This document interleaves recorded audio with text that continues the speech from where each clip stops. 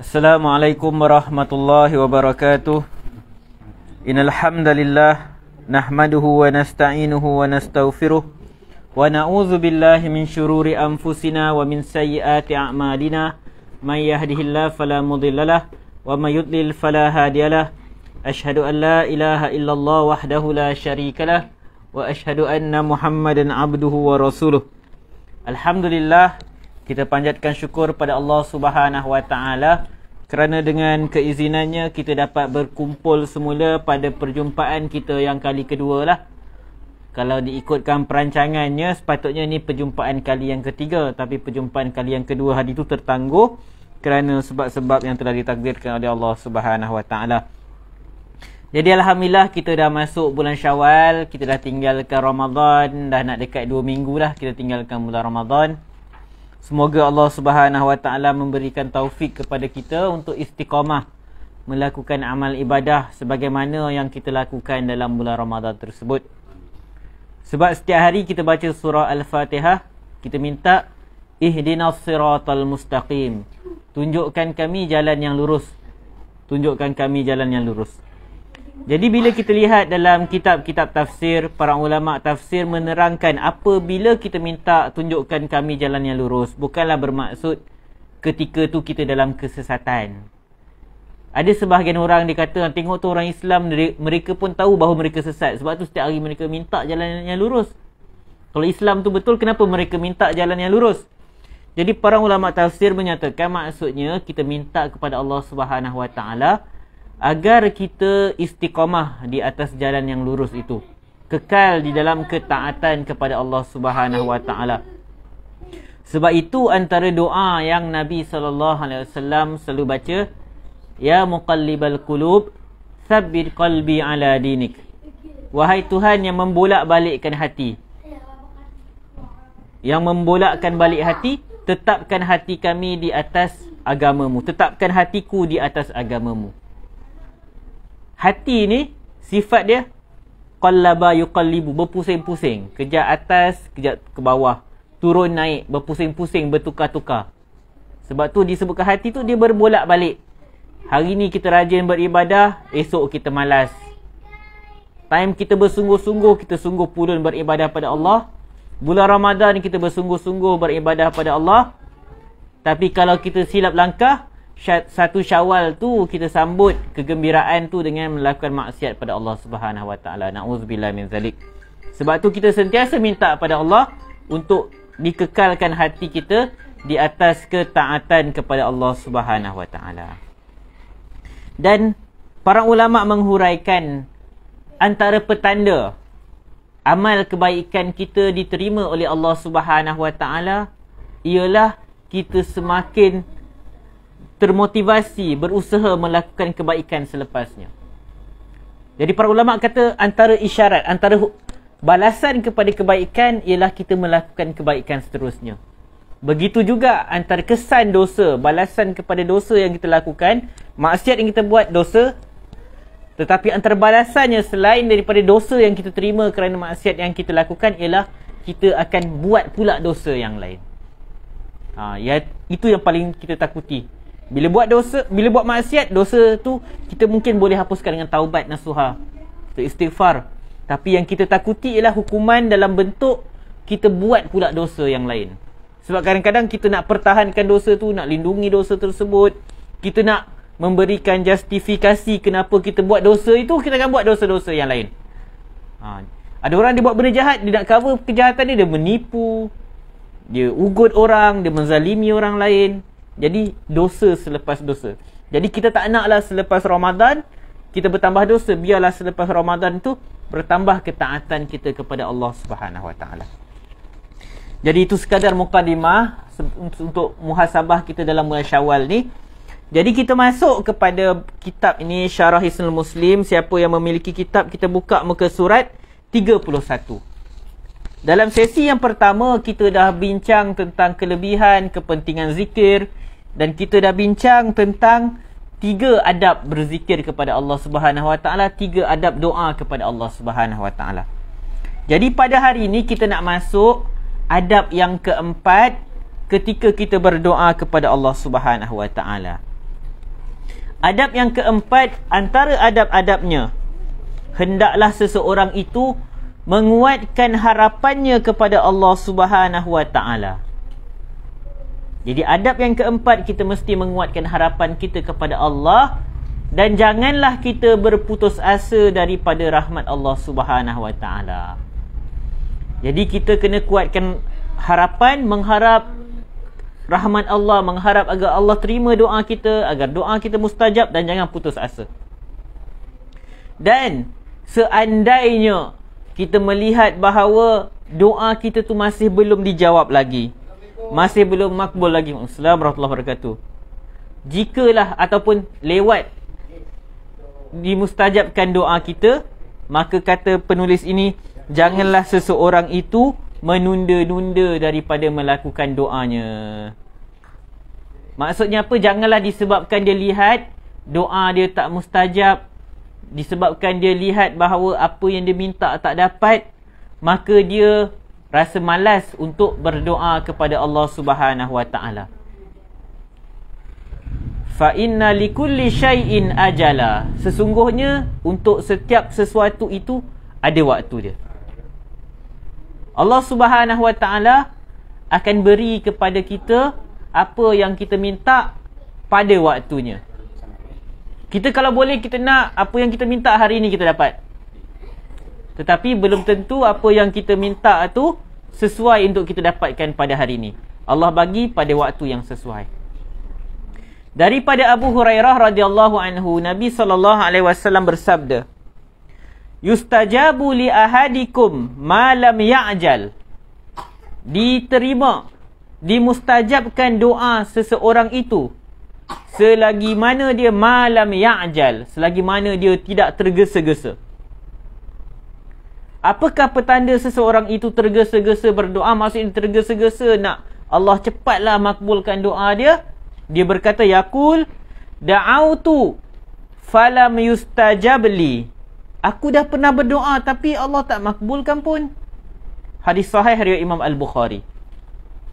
Jadi kita kena berjaga-jaga dengan perkataan yang kita ucapkan. Kadang-kadang kita rasa, aku dari kecil sampai besar dah berdoa, minta itu, minta ini, kenapa tak dapat lagi? Aku minta nak jadi kaya tapi kenapa miskin lagi? Aku nak rumah yang selesa tapi kenapa masih duduk rumah yang sempit lagi? Aku nak kereta itu ini tapi kenapa masih guna kereta Myvi yang rosak lagi ke? Kita kata macam tu.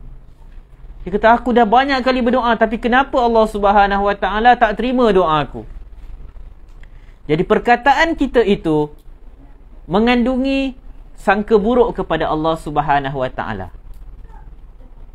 Dan kenapa seseorang itu bersangka buruk kepada Allah? Kerana dia tidak faham apa erti doa. Dan dia tidak faham apa erti doa yang mustajab. Kita lihat apa kata ulama kepada hadis ini.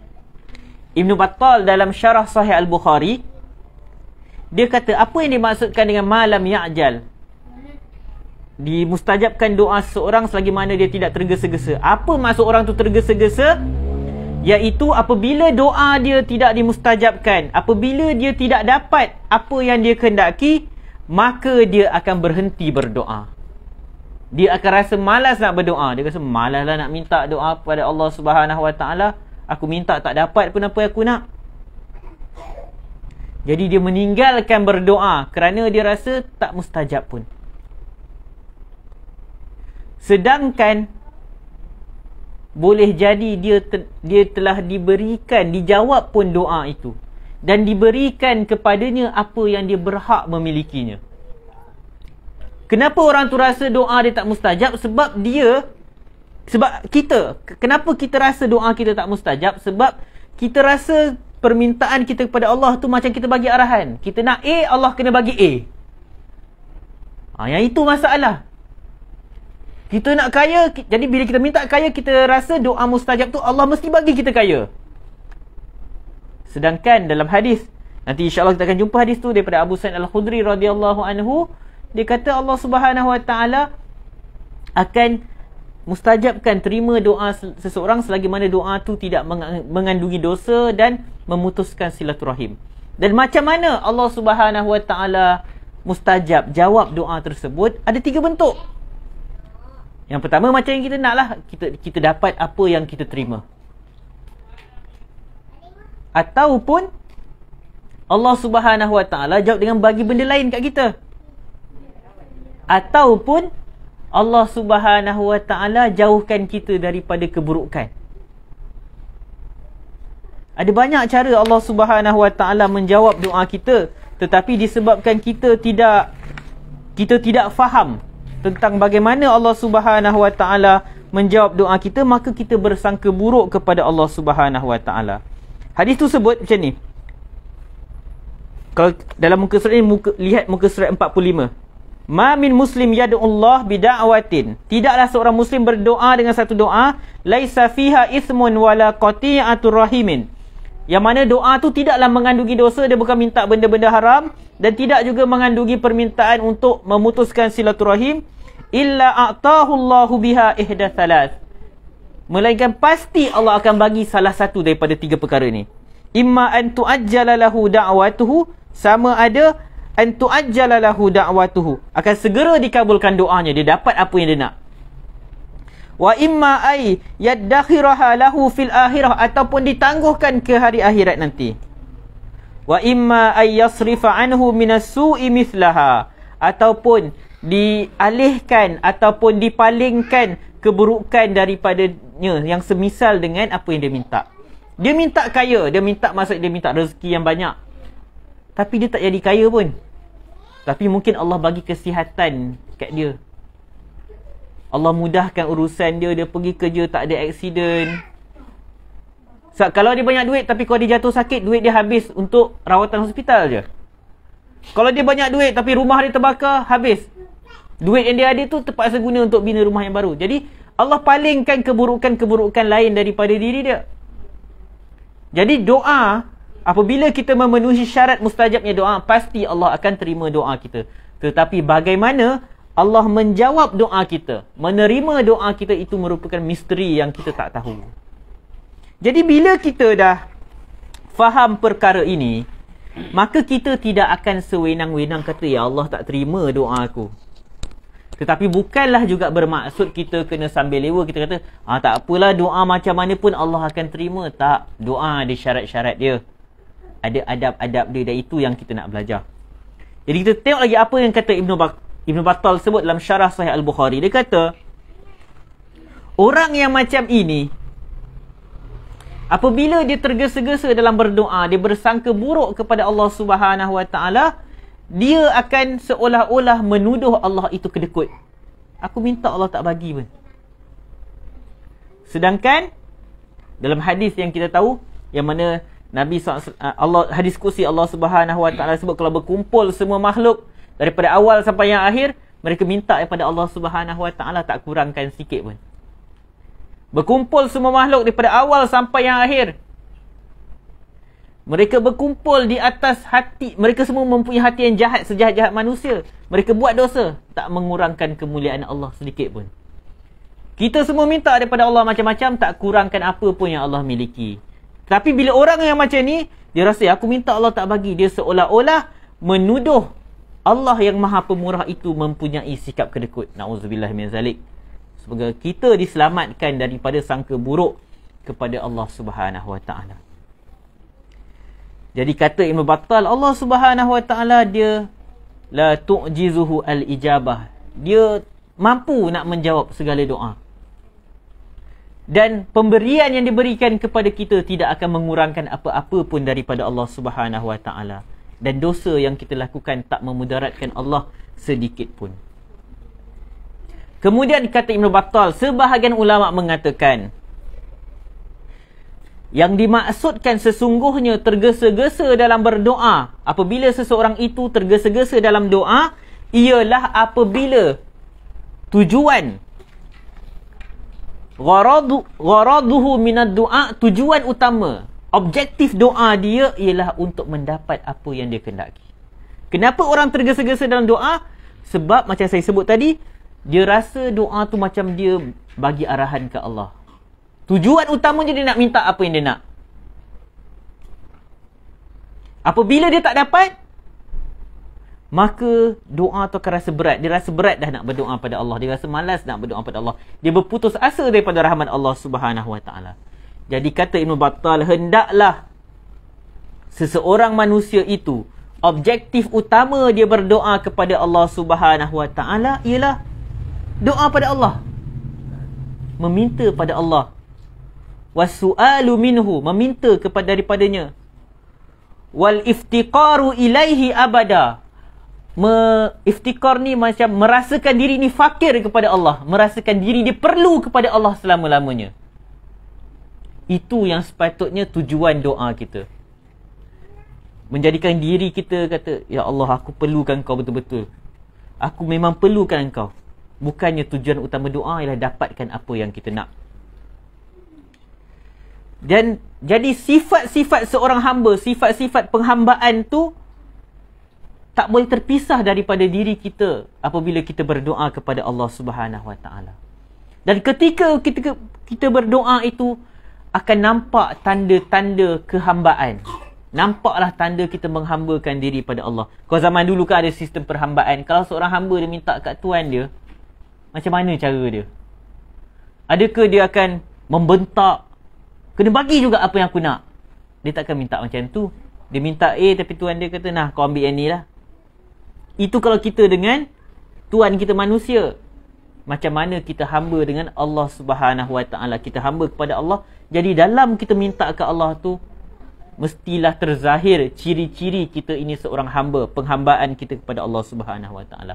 Mesti nampak ketika berdoa itu tunduknya kita kepada arahan dan larangan Allah Subhanahu Wa Taala, dan kita menyerah diri kepada Allah Subhanahu Wa Taala, merendah diri, takut kepada Allah Subhanahu Wa Taala.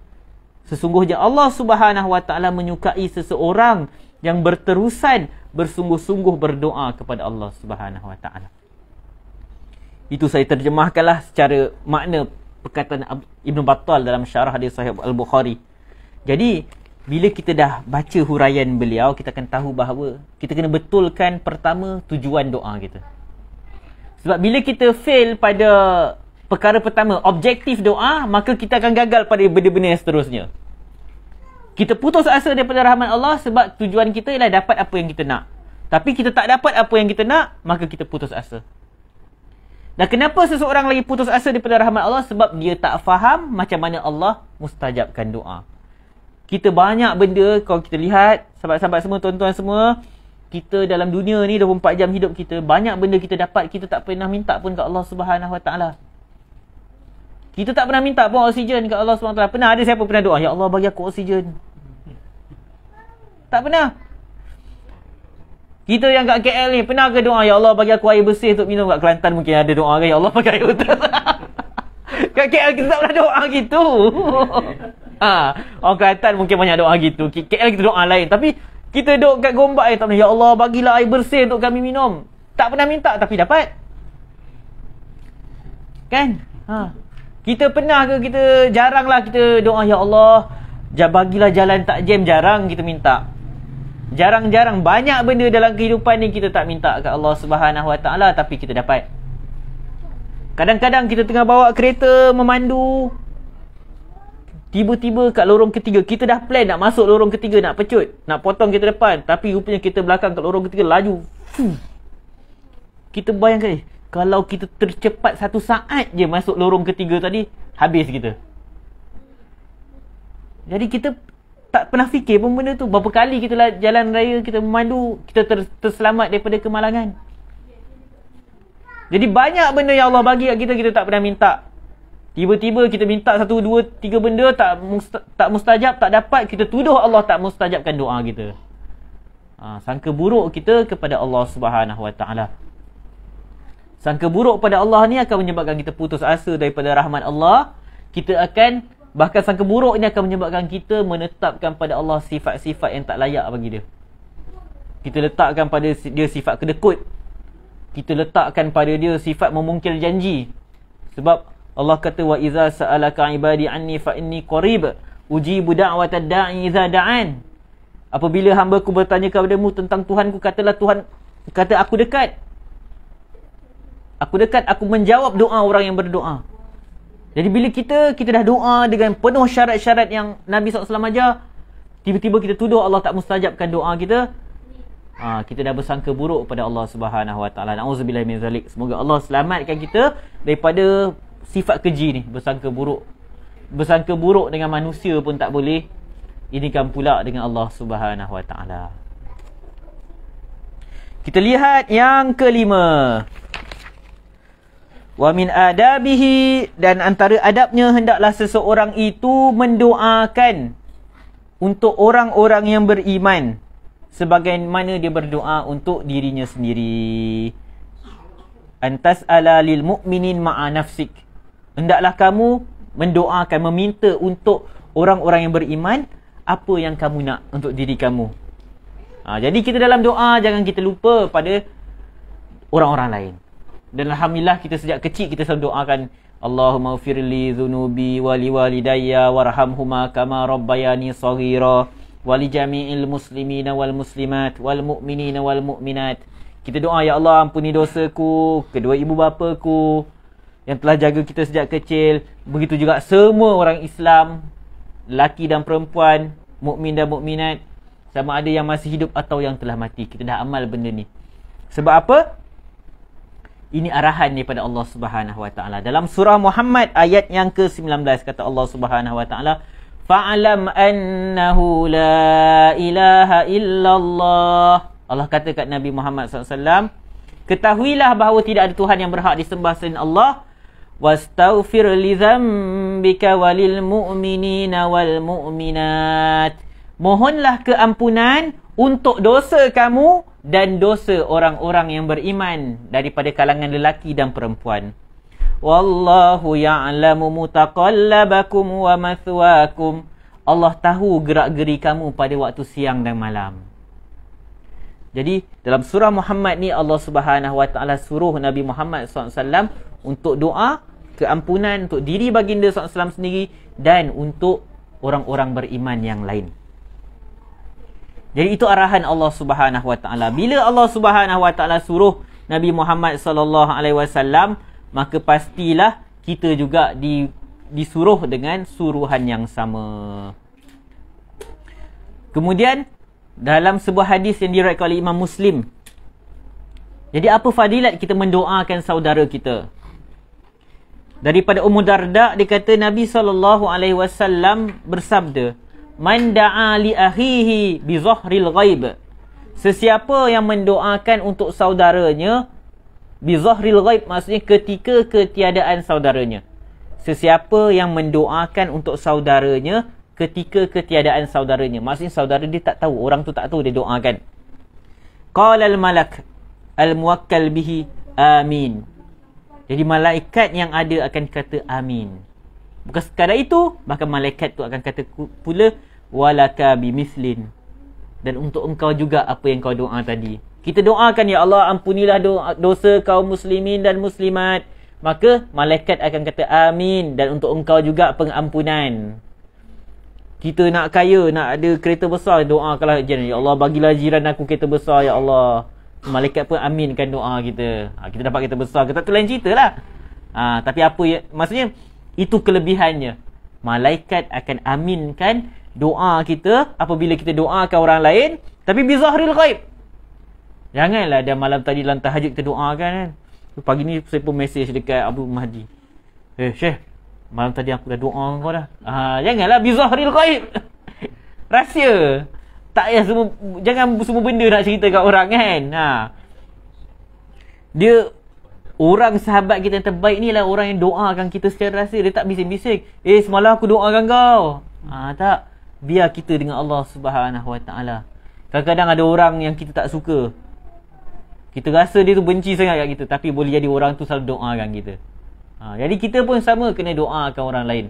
Doakan orang lain supaya insya-Allah antara fadilatnya ialah kita dapat juga apa yang kita doakan untuk mereka.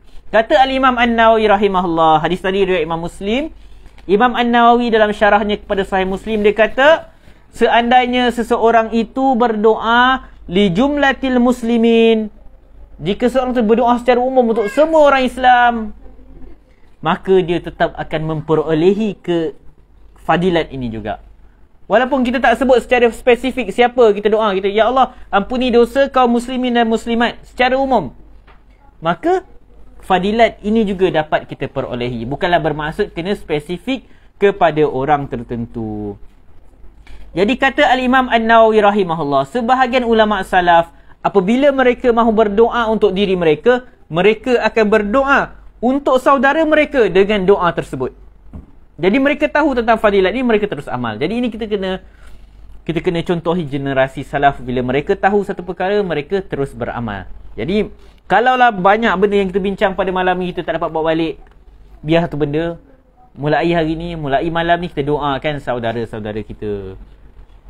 Kalau kita misalnya lah, kita diuji masalah keluarga ke, gaduh suami isteri ke, kita ya Allah bagilah kawan aku tu bahagia rumah tangga dia. Macam tu. Kadang-kadang kita fikir, kenapa macam tu? Kan elok waktu doa ni kita fokus kat diri kita, tapi Allah Subhanahu Wa Taala ajar kita sikap bermasyarakat. Allah Subhanahu Wa Taala sebut, Nabi SAW ajar, la yu'minu ahadukum hatta yuhibba li akhihi ma yuhibbu li nafsi. Tak sempurna iman seseorang sehinggalah dia mencintai, menyukai untuk saudaranya apa yang dia cintai untuk dirinya.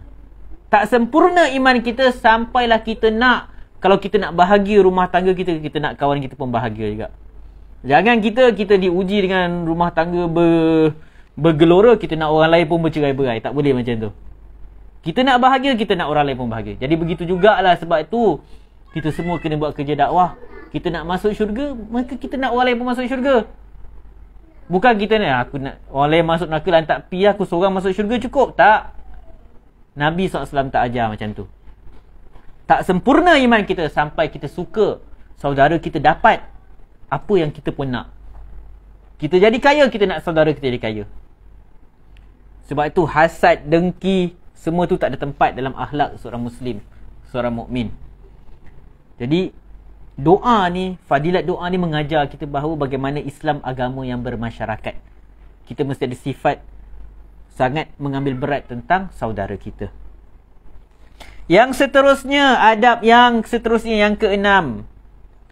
Wa min adabihi, antara adabnya ialah memulakan dengan tauhid kepada Allah Subhanahu Wa Taala. Menzahirkan tauhid kepada Allah Subhanahu Wa Taala sebagaimana yang dilakukan oleh Nabi Yunus alaihi salam. Kan kita selalu ingat doa Nabi Yunus, la ilaha illa anta subhanaka inni kuntu minaz zalimin.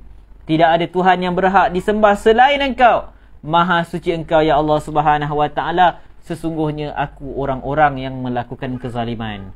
Aku termasuk orang-orang yang melakukan kezaliman. Kalau kita lihat doa Nabi Yunus ni, tak ada permintaan pun. Kita faham doa ni minta kan? Tapi mana ada minta? Nabi Yunus kata la ilaha illa anta. Tidak ada Tuhan yang berhak disembah selain Engkau. Subhanak, maha suci Engkau. Inni kuntu minaz zalimin. Sesungguhnya aku di kalangan orang-orang yang melakukan kezaliman. Kalau kita lihat zahir doa ni tak ada permintaan. Tetapi dia memberi isyarat apa yang sebenarnya Nabi Yunus nak minta. Dia nak minta keampunan Allah Subhanahu Wa Taala. Bila kita mengaku bersalah depan Allah, apa yang kita harap? Kita minta keampunan. Bila Nabi Yunus kata inni kuntu minaz zalimin, sesungguhnya aku daripada orang-orang yang zalim. Maksudnya kita minta apa? Kita harap apa daripada Allah? Nabi Yunus harap apa? Dia nak harapkan Allah ampunilah dosa dia. Dalam surah Al-Anbiya ayat 87 ni, Allah Subhanahu Wa Taala sebut, wa dhannuni idh dhahaba mughadiba. Zannun, Nabi Yunus ini apabila dia pergi dalam keadaan marah, fazanna an lan naqdira alaih. Dia tinggalkan kaum dia dalam keadaan marah, yang menyebabkan dia merasakan bahawa kami tidak akan mengenakan apa-apa kepada dia. Nanti tidak, apa benda dia marah dengan kaum dia. Lalu disebabkan dia pergi tanpa arahan daripada Allah. Nabi SAW pergi hijrah dengan arahan Allah. Tapi Nabi Yunus tinggalkan kaum dia bukan dengan arahan Allah Subhanahu Wa Taala. Jadi benda tu salah lah. Jadi apa yang berlaku kita pun tahu. Dia pergi kat laut, naik kapal. Lalu akhirnya dipendekkan cerita, dia dia diputuskan untuk dia kena dicampakkan ke dalam laut sampailah dia ditelan oleh ikan yang besar, ikan paus. Fanada fiz zulumat, dan dia di dalam kegelapan. Kita lihat dalam ayat ni, zulumat jamak, plural. Dia berdoa di dalam kegelapan yang berlapis-lapis. Para ulama tafsir kata, kenapa disebutkan kegelapan yang berlapis-lapis? Sebab dia berada di dalam perut ikan paus tersebut. Kita bayangkan, tak payah masuk dalam perut ikan paus, kita duduk dalam laut, gelap tak? Gelap, tak nampak apa. Masuk pula kat dalam perut ikan tu, lagi bertambah gelap. Jadi Nabi Yunus duduk dalam keadaan yang gelap, yang sangat gelap.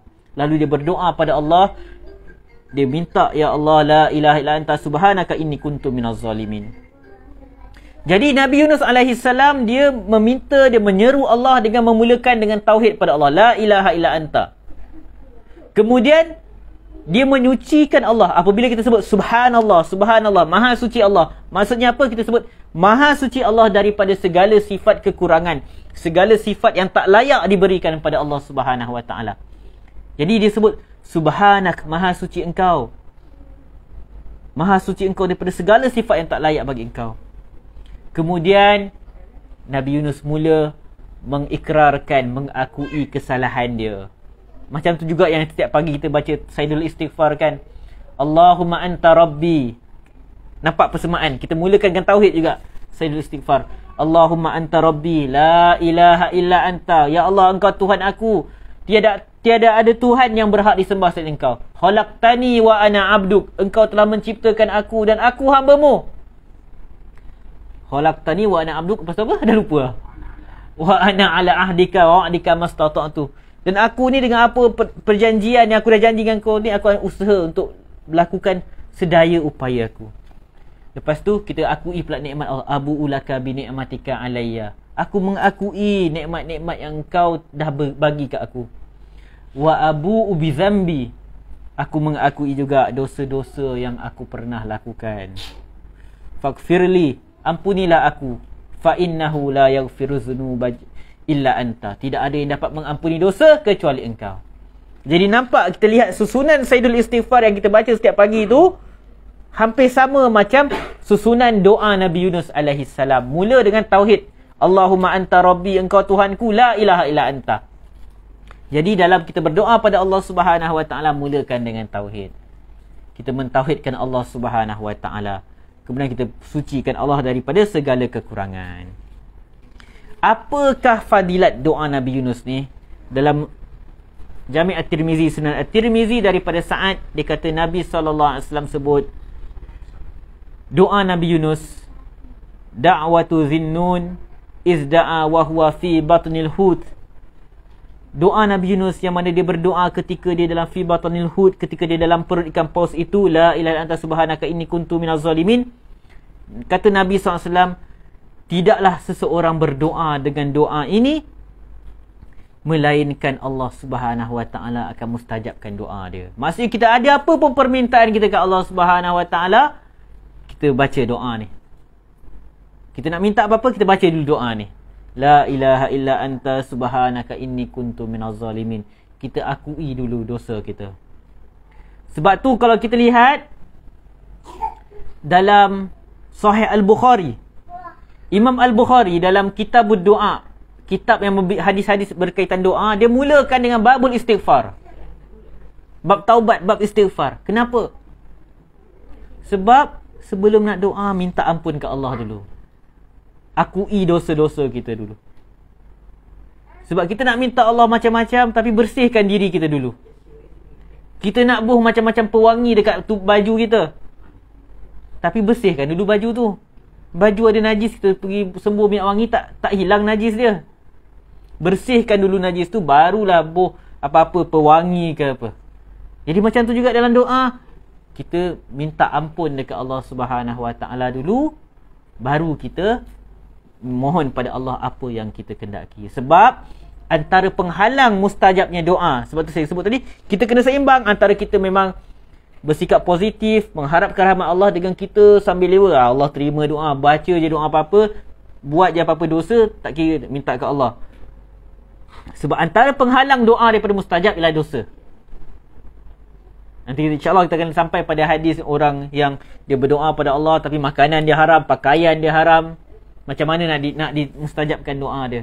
Jadi antara penghalang pada mustajab doa adalah dosa. Maka kita bertaubat kepada Allah Subhanahu Wa Taala agar diampuni dosa-dosa kita, agar diangkat perkara yang menghalang kita daripada mustajabnya doa kita. Saya ingatkan nak bacalah sikit daripada tafsir Ibn Katsir ni, kisah Nabi Yunus ni, tapi panjang sangat, tak apalah. Sebab adalah hadis yang dhaif sikit daripada tafsir Ibn Abi Hatim cerita tentang doa Nabi Yunus ni, tapi sebab dia dhaif, dia pun dah panjang, nanti tak habis pula kita kuliah malam ni. Okey. Kita masuk bab yang seterusnya, yang ketujuh. Wa min adabihi, antara adab-adabnya, ikhfa'uhu sirran, kita menyembunyikan atau merahsiakan doa kita sampai tidak ada orang lain yang mendengarnya kecuali Allah sahaja. Tak payah jerit-jerit, ya Allah, semua. Kita berdoa dengan perlahan.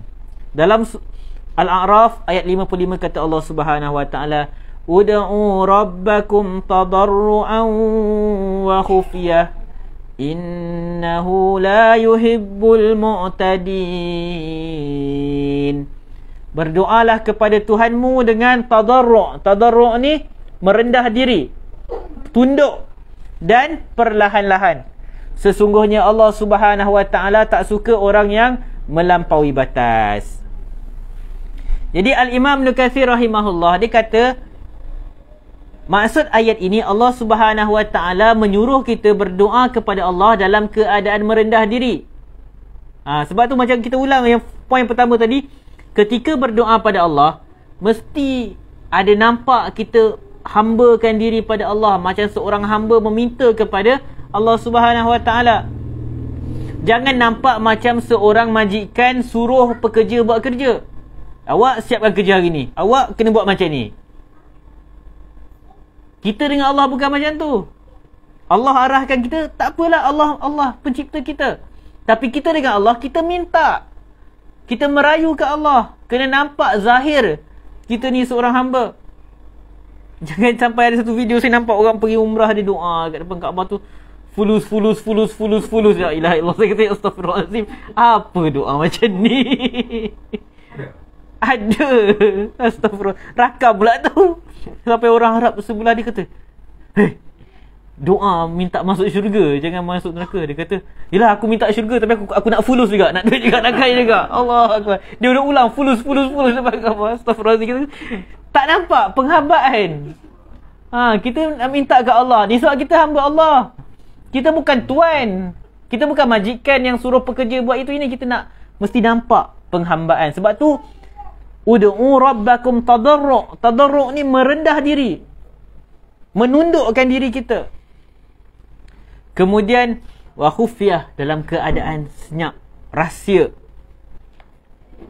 Sama juga dalam ayat-ayat yang lain ada disebutkan, wazkur rabbaka fi nafsik tadarruan wa khifatan wa dunal jahr. Ingatlah Tuhan kamu pada diri kamu tu dalam keadaan kamu tunduk, dalam keadaan senyap, dan wadunal jahr, tanpa dikuat-kuatkan suara kita.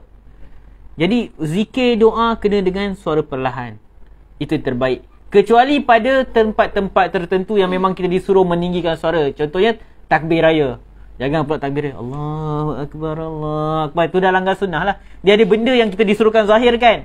Azan kita disuruh zahirkan. Begitu juga zikir lepas solat disuruh digalakkan jahar. Wallahu a'lam, dalam pendapat mazhab Syafi'i digalakkan jahar berdasarkan dalil yang ada daripada Ibn Abbas dan semisalnya. Dia bukanlah dijerit. Jahar tu maksudnya orang dengar lah kita zikir. Tapi untuk doa-doa lain, zikir-zikir lain, pada asalnya dibaca dengan perlahan. Daripada Abu Musa Asy'ari radhiyallahu anhu, dia kata, kunna ma'an Nabi sallallahu alaihi wasallam fi safar. Kami bersama-sama Nabi sallallahu alaihi wasallam dalam satu permusafiran. Faja'alan nas yajharuna bitakbir. Kami sedang musafir, lalu ada sebahagian orang manusia, sebahagian sahabat mereka, yajharuna bitakbir, mereka ucap Allahu Akbar kuat-kuat. Faqala an-nabiy sallallahu alaihi wasallam, Nabi sallallahu alaihi wasallam kata, ayuhan nas, Ayuhan nas, wahai manusia, irba'u ala anfusikum. Berlemah lembutlah dengan diri kamu ni. Maksudnya perlahanlah, buat apa nak jerit-jerit. Innakum laisa tad'una asam wala ghaiban. Engkau bukan pergi meminta kepada benda yang tak ada, yang pekak ataupun tak ada.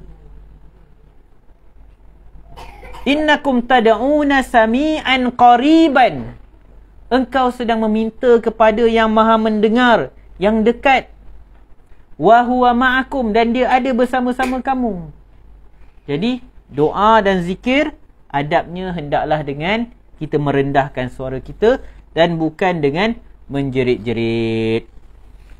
Wallahu alam. Kalau ikutkan Abu Mahdi tadi, dia kata sampai pukul 10 dan maksimumnya 40 minit. Yang ni dah betul-betul sampai maksimum dah. Dah terlebih 1 minit. Terlebih 1 minit tak apalah.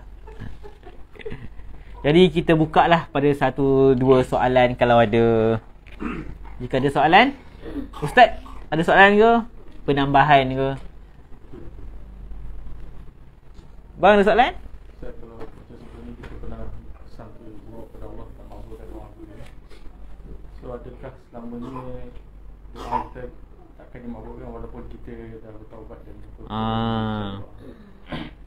At-taibu minaz zambi kama la zambalahu. Orang yang bertaubat daripada dosanya seperti orang yang tidak ada dosa. Bila kita dulu dah buat silap, lepas tu kita menyesal, doa pada Allah, ya Allah ampuni aku, dulu aku pernah sangka buruk dengan kau, ampuni aku. Jadi Allah Subhanahu Wa Taala akan ampuni kita, dan maka ketika tu kita dah bukan lagi di kalangan orang yang bersangka buruk pada Allah. Sama juga dengan dosa-dosa lain, orang yang buat syirik ke, pernah jumpa bomoh pakai tangkal semua, dia taubat pada Allah, dia menyesal, dia tinggalkan bomoh-bomoh tu sebab menyesal, rasa bersalah. Ada orang dia tinggalkan bomoh tu bukan sebab dia rasa menyesal. Dia kata mahal lah bomoh ni, jumpa buang duit dia. Bukan dia menyesal pun. Dia kata aku dah habis duit beribu-ribu tak dapat pun, tipu bomoh ni. Dia tak rasa menyesal. Dia tinggalkan bomoh sebab duit dia habis. Yang tu dosa syirik dia masih kekal. Tapi bila dia bertaubat betul-betul, dia rasa bersalah, dia kata ya Allah kenapalah aku dulu buat syirik pada Allah SWT, maka Allah ampuni dosa dia. Allah mengampuni dosa, semua dosa. Untuk siapa? Untuk orang yang bertaubat pada Allah Subhanahu Wa Taala. Okey. Yang muslimah ada soalan? Ada soalan. Oh, ada soalan? Macam ada. Ada soalan? Oh, masuk. Dia punya wave tu sampai kat masuk. Kalau doa kepada Allah Taala ni biasanya kita doa selain daripada zikir pagi, zikir petang lah. Zikir biasa tu, biasanya kita doa ni apabila kita nak benda lah. Betul. Kan? Jadi bagaimana kita nak letakkan doa kita time kita nak benda tu supaya tak jadi macam hak tadi tu. Sebab tujuan doa tu sebenarnya untuk meminta kepada Allah. Betul. Kan? Untuk dapat apa benda kita nak. Dia bila kita nak satu benda tu, kita minta dengan Allah, doa yang memang untuk minta lah. betul lah. Dia benda tu, benda ni dia lebih kepada berkaitan hati kita sebenarnya. Yang mana kita kena faham macam kita sebut tadi, doa tu ialah kita nak zahirkan kehambaan kita pada Allah. Dan dah sebab Allah yang suruh kita doa, jadi apa saja yang kita nak, kita minta ke Allah. Sebab kenapa kita doa pada Allah, kenapa kita nak kasut baru minta ke Allah, slipper putus, ya Allah bagi slipper baru pun kita minta ke Allah. Sebab Allah yang suruh. Nabi SAW yang ajar kita, apabila kamu nak meminta, mintalah pada Allah Subhanahu Wa Taala. Apabila kamu nak memohon pertolongan, mohonlah pertolongan Allah Subhanahu Wa Taala. Nabi SAW yang suruh. Jadi bila kita nak apa-apa, kita minta ke Allah dulu. Lepas tu baru kita minta tolong orang ke apa. Kita nak sembuh, kita minta ke Allah, ya Allah bagi aku sembuh. Lepas tu baru kita minta ke doktor, ubat kita, rawat kita dan semisalnya. Maksudnya kita ada apa-apa hajat, kita minta ke Allah sebab Allah suruh. Itu yang saya kata dia berkaitan hati kita lah, penghambaan kita. Jadi bila kita dah biasa macam tu, kita apa-apa hajat pun kita terus mubasyarah kita minta ke Allah Subhanahu Taala, sebab kita rasa aku memang perlu ke Allah, tak ada benda lain yang boleh bagi aku kecuali Allah. Allah je yang ada kuasa nak bagi apa yang aku nak. Lepas tu dalam masa sama hati kita lepas ni apa je Allah bagi aku redha lah. Apa yang Allah bagi aku redha, terima je apa yang Allah bagi. Jadi benda tu lebih kepada hati kita lah. Kita akan bermain dengan hati kita sendiri. Orang tak nampak benda tu, tapi kita je yang tahu diri kita macam mana. Wallahu alam. Jadi sampai di sini. Ada soalan? Ada. Assalamualaikum warahmatullahi wabarakatuh.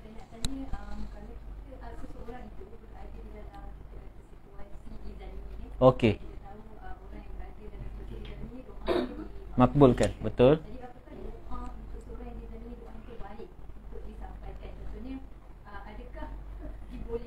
Kalau dia dizalimi oleh seorang tu, jadi dia mendoakan seseorang tu macam contohnya mungkinlah sebab dia pun rasa kalau orang tu tak ada lagi bagus, jadi dia punya mandi yang apa tadi. Itulah saya bertanya, apakah status dia seorang tu dizalimi, apakah doa terbaik untuk disampaikan, ataupun kita kena doakan supaya orang tu mendapat hidayah ke kan? Sebab orang dizalimi ni dia disakiti kan, jadi betul. Mungkin ada emosi perasaan. Betul.